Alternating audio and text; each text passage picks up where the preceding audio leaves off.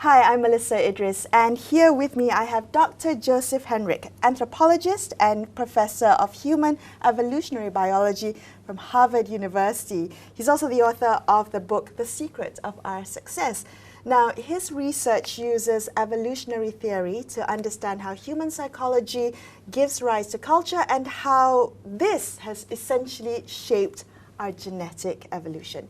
So he's here at Kazana Megatrends 2019, he gave a special address on evolving the collective brain. Thank you so much, Joe, for being on the show. It's great to be with you. Right, so I want to talk about the collective brain because, if I may paraphrase your work, essentially I think it's the collective know-how of how we've learned as a society, all the values and the culture and the motivations that we have learned from one another. So I want to get you to start, if you may, by explaining more about how humans are cultural learners and how this feeds into the collective brain. Okay, so the key idea is that unlike other species, humans have evolved to be particularly good cultural learners. That from a very young age we begin acquiring ideas, beliefs, values, motivations, our language from other people. And that when you have multiple individuals interacting over time and over many generations, this can give rise to fancy technologies and more sophisticated languages and institutions. And that when you compare different societies, one of the ways you can understand differences in innovation or the complexity of tools is by understanding how interconnected they are. Mm-hmm. And I mean, one simple idea is that if you have more minds, you're more likely to have somebody invent something, and then if that can be learned by others, it diffuses around. The next generation, somebody else invents something and it diffuses around. And that process is really accelerated by having dense social networks where people can learn from each other. Okay, so interconnectedness, how we learn from one another. You talked about ideas diffusing, right? And the size of the population matters because how many brains there are will help you evolve faster. So these two elements are essentially the reasons why some cultures are more resilient than others, how some societies grow faster than others. Yeah, but I've also made the case that this is crucial going back deep into human evolutionary history. So one of the ways I start off is with the lost European explorer cases. Okay. And these are cases in which some group of European explorers, or in one case American explorers, get lost and they have to survive as hunter-gatherers. So they're lost in an environment like Australia or the Arctic where hunter-gatherers have existed for centuries and doing just fine. But what you see is that the explorers, despite being frontiersmen or outdoorsmen, can't survive. They can't do the basic things to survive as hunter-gatherers. And this illustrates that we've really evolved to rely, despite our big brains, to rely on this vast body of knowledge and know-how about how to get around, how to make our ways. All right. So talk to me about the size of populations, because I'm just wondering, is it just that we have, lots of people and that means a society can grow faster because you've got lots of minds? What happens if you have, say, smaller countries or smaller populations with, maybe above average minds as opposed to countries or populations that have bigger but average intelligence, perhaps? Sure. Well, so a key thing is the size of the collective brain doesn't have to be limited to just the country, for example. Okay. So one of the things that Professor Nunn just showed us in a lecture he did is that if you have a lot of immigrants, you create connections back to the home countries of the immigrants, and they come and they innovate, and those around them are more innovative. Oh. So if you look at the U.S., counties that received lots of immigrants had more patents over the course of U.S. history, and they made the native-born Americans even more innovative than they were in counties that received fewer immigrants. And this is consistent with the idea that you're stretching the collective brain beyond your national boundaries, and immigration is one way to do that. So immigration benefits the collective brain of the host country or the origin country? It actually does both. Oh. So the connections are built. Immigrants maintain their connections back to the home country, and that opens the door to the flow of information between the two. All right, so talk to me a little bit about the interconnectedness, as you mentioned a bit earlier, about how knowledge diffuses itself. What builds that interconnectedness? Well, the key thing is trust and social relationships. And there's a natural inclination for people to build tight social networks among those they know and their families, those who share their language, their religious beliefs, and ethnicity. So the challenge to expanding the brain in the modern world is figuring out ways to build trust with strangers and for people to have flexible relationships where they can go to new places and make new friends, because it's that kind of mobile, flexible network that seems to make the collective brain even larger and stronger. Okay. Where does diversity play in this? I mean, you talked about building trust, about having this kind of connectedness. Does diversity matter? Yes, it's really crucial, because imagine if you have two people who know exactly the same stuff. If they come together, there's not much chance for a new idea recombination. Okay. So when we look at inventions, most inventions and new ideas are recombinations or versions of different ideas coming together. So you want people with very different areas of knowledge and expertise to create kind of new inventions. Okay. And how does the collective brain grow throughout the years? Because knowledge has to be passed not just between people, but through generations, right? So how do you have that kind of institutional memory for the collective brain? Yeah, so you mean humans have been developing and culturally evolving ways to increase the fidelity of transmission across generations. So it's certainly the case that, all human societies create a perpetuation of knowledge, but something like just teaching, so parenting practices can increase the fidelity. Institutions like schools can increase the fidelity of different kinds of knowledge.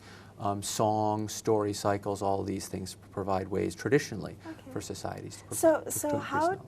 How is it that there are bits of culture, bits of the collective brain that are forgotten, that are lost, that disappear? There are cultures that no longer exist in today's day and age.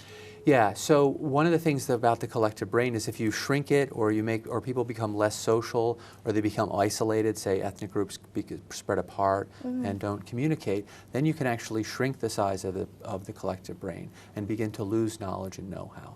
And this can result for lots of reasons. My favorite example from my book is the case of Tasmania, where Tasmania was connected to mainland Australia until about 10,000 years ago.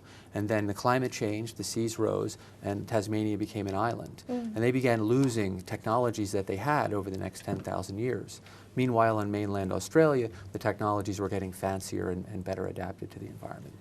But it's also happened historically. So at the fall of the Roman Empire, you get the breakdown of Roman roads and Roman security, and then Europeans are actually living amongst structures, for example, that they themselves can't build. And so the Romans could make cement. Europeans couldn't make cement until the British reinvented it centuries later. That is amazing. So history teaches us that the collective brain can actually shrink. Yeah, we can lose this knowledge and perhaps never even regain it back, right? Okay, well, we're going to continue this conversation in just a couple of minutes. Stay tuned.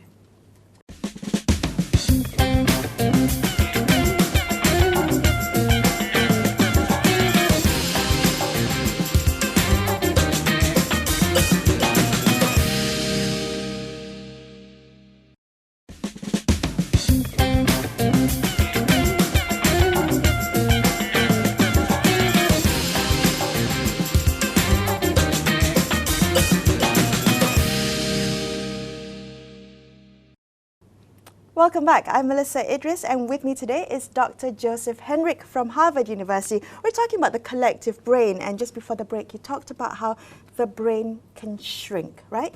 I want to get your thoughts on where you think technology can play. Does technology have a role in growing the collective brain and also in, I guess, avoiding it from shrinking? Sure. So technology is crucial because different kinds of technologies allow us to have interaction with people who are further and further apart.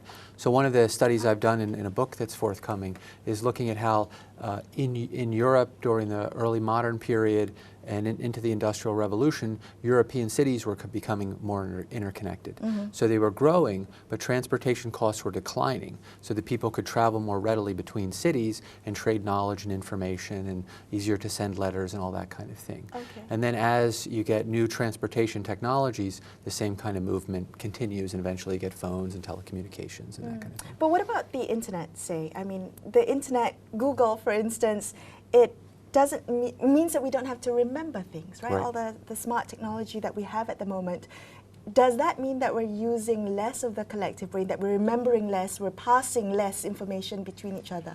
Well, I think the internet really, it interconnects us more, and it allows us to trade more information. Now, of course, people do increasingly rely on their phones and other technologies to store information, but you can just think about that as our extended our own brains getting extended, and then using our brain power for other kinds of things. So we've long been relying on cultural technology. So writing, the printing press, the development, as I mentioned, the development of writing, and back into history, even the earliest accounting records seem to be ways of kind of externalizing memory. Right, okay, so you're just putting it down at least so that you can remember, and this is all part of the whole institutional memory. Yeah, and so having a record. And so this, if you think of these as part of culture, the idea that culture's been shaping our biology has probably been going on for hundreds of thousands of years. How has culture been shaping our biology? Well, so my favorite example is the evolution of fire and cooking.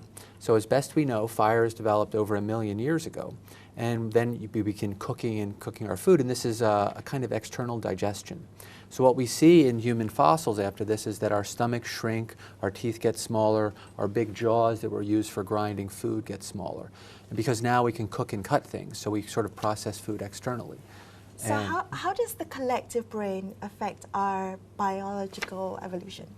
Yeah, so by creating technologies and tools, it means we can do things that we previously needed a genetic adaptation for. So for example, just our muscles are weaker and our bones are thinner, less dense than chimpanzees. So a chimpanzee of the same size is 5 times stronger than say, a 150-pound man and a 150-pound chimp. And that's because we have projectile weapons, we have cutting tools, and so our system invests more energy in our brains to do cultural learning, to acquire and store all this information, and puts less into our physical abilities. And how many years of evolution are we talking about? Well, so in my book I make the case that it probably goes back about 2 million years that we had some amount of cultural capacities. So we first began to develop fancier tools, knowledge about where to find underground tubers, knowledge about where to find water, things like that. And then eventually fire. And that this has been shaping our physiology and also probably driving the expansion of our brains. So the more information is cultural, the better you have to be able to look out into the world and watch others and learn that information. And so the name of the game becomes being a good cultural learner. Also communication systems. So we learn language, so the tools of communication, by watching others and learning from them. And then you're going to get a growing repertoire of words and grammatical tools, and then as a learner you've got to acquire those. Do you think that we're putting enough emphasis on the importance of being good cultural learners in today's day and age? Well, I think that what's often underappreciated in policy debates is the importance of sociality. So that so much of what we need to do is to make people more social, more cooperative, and more trusting in strangers. So when you're allocating, say, policies to create better integration, say, between ethnic groups, you're actually making a policy that's pro-innovation. Because the more those groups interact, the more likely new ideas, whether it's a new recipe or some new type of technology, can come out of that interaction.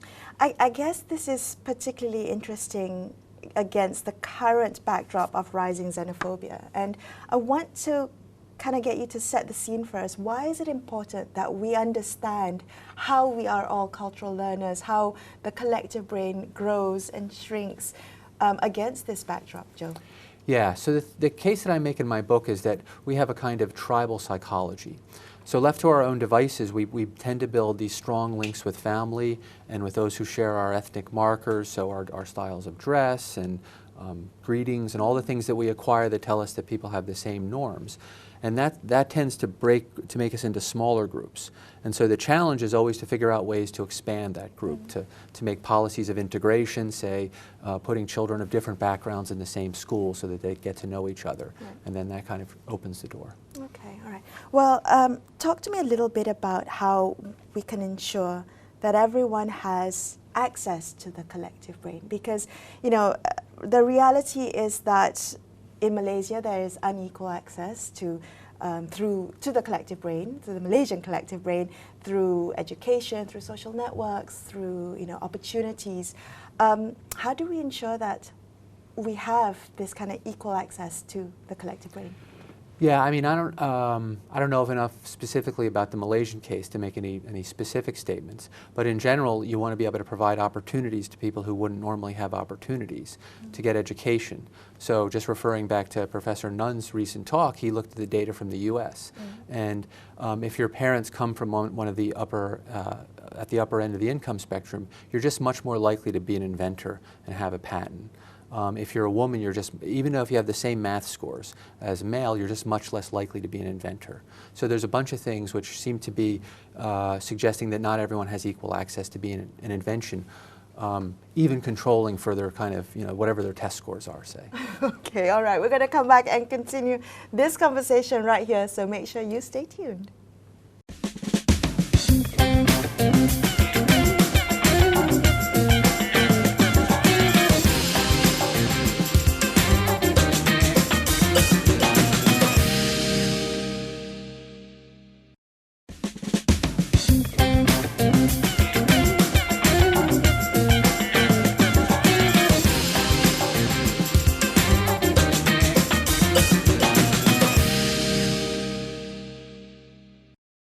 Welcome back. I'm Melisa Idris. With me, anthropologist Dr. Joe Henrik, discussing the collective brain. Let's come back to what we were just discussing about in terms of how to make sure that we give equal access to the collective brain, making sure everyone benefits from the cultural learning. So do you want to elaborate a little bit on what Well, one of the things we know from studying cultural learning in children is that we have inclinations or biases to copy certain kinds of individuals. And two obvious ones that there's been a fair amount of work on are a tendency to copy those who match you on gender. So boys tend to copy boys, girls tend to copy girls. And people also tend to copy those who share their language, their dialect, and other ethnic cues. So that means if you want to inspire other members of a certain ethnic group or a certain gender to become inventors or become entrepreneurs, that you need to create role models that match the learners on these traits. Okay. So active policy interventions that make it more likely for someone, a woman say, to become an inventor means that you're going to create more female inventors in the future, because people tend to look to those who match them on these characteristics. Okay, so as a kind of thing I can do in life. Oh, that's one of the things women do, they're inventors. So representation matters, of course. Yes. But this works both ways, doesn't it? So you kind of, because cultural learning is such, you learn the good and the bad. So when you have a good role model, you kind of model yourself after that. Does it also work the other way? Sure. If you're raised in a disadvantaged environment and the most successful folks around you are drug dealers or criminals or something, that seems like a sensible avenue to a young learner who's acquiring their notions of, like, what are the kinds of things a person like me can be. Okay, so on that note then, how do we build social norms that are more, pro-social, pro-innovation, more inclusive? Well, I mean, any kinds of norms that would promote these kind of role models, gender equality, interaction among ethnic groups, things like that are going to be the kinds of things. So what are you I'm not really a policy person. Well, that's exactly what I was going to say. I mean, if you were advising policymakers about the collective brain, I think that's a lot of the conversation at the Khazanah Megatrends Forum has to do with that, this awareness of how the collective brain can be used to grow the country economically, through invention and technology, and also just social norms to make us think about where we're coming from and where we're heading. So what would you, advise policymakers to keep in mind when creating policy in perhaps a more inclusive Malaysia and a more inclusive world? Well, a couple things. The first is to remember that people are really cultural learners and that they're using these cues to figure out who to learn from. So I mentioned the cues of gender and ethnicity, but another one is prestige. So if you want to get people to do stuff, if you can persuade the most prestigious members of the society to express those values or especially even demonstrate those values, then that can have a big effect. Prestige. So a classic thing that all philanthropists know, or that organizations that want to get philanthropy know, is that you get someone high status to make a big donation at the beginning of some banquet or something, and you're much more likely to get subsequent donations. Oh, that works. Yes, apparently that works. Because we emulate. We say, well, if if Beyonce is willing to make that donation, then I want to make that donation too. Okay, all right, Joe. I want to talk to you a little bit about your next book, because I find it fascinating, and you've got the new book coming out soon, The Weirdest People in the World: How Westerners Became Psychologically Peculiar and Particularly Prosperous. So tell us about that. So this began in 2010 when I was working with two cultural psychologists. And we began to gather all the data from psychology and other related fields like behavioral economics and to compare populations. And we found a great deal of diversity in people's individualism, willingness to trust strangers, analytic thinking, so thinking about categories instead of thinking more holistically around the world in all these different domains. So what I've been working on for the last decade is trying to explain that variation. And in particular, European and European descent populations tend to be highly individualistic, particularly oriented toward trust and cooperation with strangers, but less concerned about family and kind of their local communities, and more inclined to this analytic thinking. More concerned about intentions, actually, too. And so this took me into trying to explain it, and I ended up reading a lot of European history and trying to develop some ideas around that. And what did you find? Well, the core of my idea is that one particular brand of Christianity, the one that evolved into the Roman Catholic Church, instituted a marriage and family program, which rather than having intensive kin groups where people marry their cousins and marry polygynously and own land corporately, it broke them down into individual monogamous nuclear families. And then people were unable to kind of reconstitute these large extended families, so they began to develop voluntary associations. So things like guilds and universities, and there were these charter towns in Europe where you could voluntarily enter the town and become a citizen of the town. And there was kind of a selection process. And so this created a different way of organizing social life, which then affected people's psychology. So one of the core ideas in the book is that our psychology responds to the institutions we're embedded in. So in a world where you're embedded in clans and tight families and lots of social obligations to your extended family, you tend to think about the world differently. You tend to think in terms of relationships. And this kind of small local group, that's where your loyalty is. Right. As opposed to a group where you're trying to find other people to build relationships with, and it could be strangers and whatnot. So did that change throughout the years? I mean, throughout the generations? Because you talked about, having small interconnected groups, but in generations to come, perhaps, opening up of society means that you're looking at strangers more and building connections there. Right, right. And so the idea is that if you're able to create this world where you can just go out and find strangers and make friends, go into business ventures, marry, all those kinds of things, you're creating a very different kind of world. And I make the case that this started in Europe, and then now it's globalization is very much that process. Right. Okay. So are you planning to look at Asia, perhaps? Understanding how Asians are particularly psychologically peculiar and well, so in some of my it's a global study, so I'm trying to explain global psychological variation. Right. And so in several of the chapters, I look at cross-country variation. In one of my studies, I compare different provinces in China. So China varies in the intensity of its kinship, not based on the church, the way Europe did, but there is some variation due to whether you did rice paddies or you did wheat farming. And so the ecology affects the intensity of these families. And so in the more rice-growing parts of China, there's more of this holistic psychology, more of clans and kind of intensive kinship. What does the type of grain have to do with, what is the ecology? Well, so for rice paddies, you need these large kin groups like clans in order to organize production. If you have wheat, a single person with oxen or different kinds of plow animals can plow it, and you can be more independent as a single nuclear household. Amazing. All right, so I feel like we've covered the collective brain, and I guess I'm going to give you the last minute or so to kind of just give a message to Malaysians who are watching, and how we should be thinking about growing our collective brain, because it's not just coming from the top. It's not just policymakers and politicians who have a say in the collective brain. It's all of us that make it up. So sure. If you could sum up your opening address at the Khazanah Megatrends Forum for us. Well, the sort of shortest way to say it is it's better to be social than smart. And what that means is that if you increase the amount of social interconnections you have, you make your society much smarter as a group than if you increase its intelligence by an equal amount.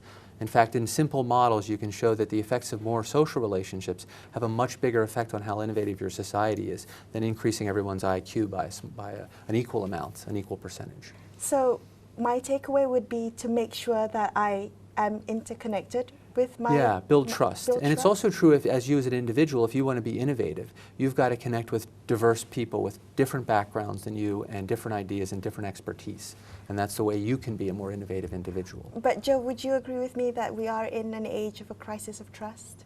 Yeah, so that's the big problem. That's the big so challenge. there's a lot of decline in trust, and so the key is to figure out how to increase trust. Sure. Well, thank you so much for speaking with me. It's been such a pleasure. Great to be with you. All right. I'm Melisa Idris, and I will be back with you on another episode on Astro AWANI. So I'll catch you then.